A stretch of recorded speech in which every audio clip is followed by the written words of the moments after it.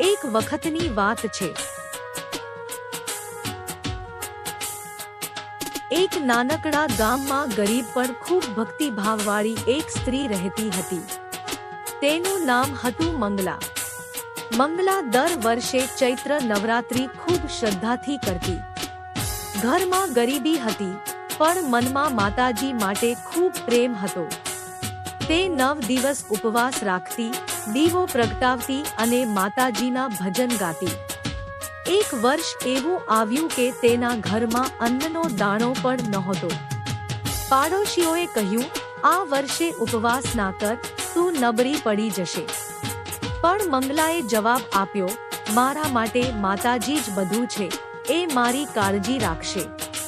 તે 9 દિવસ સુધી માત્ર પાણી અને થોડું ફળ ખાઈને ઉપવાસ કરતી રહી.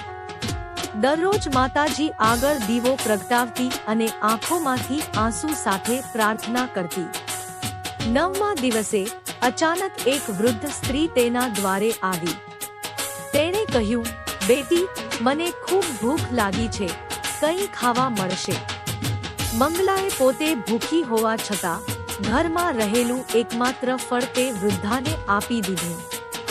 જ્યારે વૃદ્ધાએ ફળ ખાધું ત્યારે તે અચાનક પ્રકાશમાં ફેરવાઈ ગઈ અને માતા દુર્ગાનું સ્વરૂપ ધારણ કર્યું. માતાજીએ મંગલાને આશીર્વાદ આપતા કહ્યું, તારી સચ્ચી ભક્તિથી હું ખૂબ પ્રસન્ન છું. તું પોતે ભૂખી રહીને પણ બીજાને ખવડાવ્યું, એ જ સાચી પૂજા છે. આ આશીર્વાદ પછી મંગલાના જીવનમાં સુખ, સમૃદ્ધિ અને આનંદ આવી ગયો. તેના ઘરમાં ક્યારેય અન્નની કમી રહી નહીં. શિક્ષા: સાચી ભક્તિ માત્ર ઉપવાસ કે પૂજામાં નથી, પણ નિસ્વાર્થ પ્રેમ અને દયામાં છે.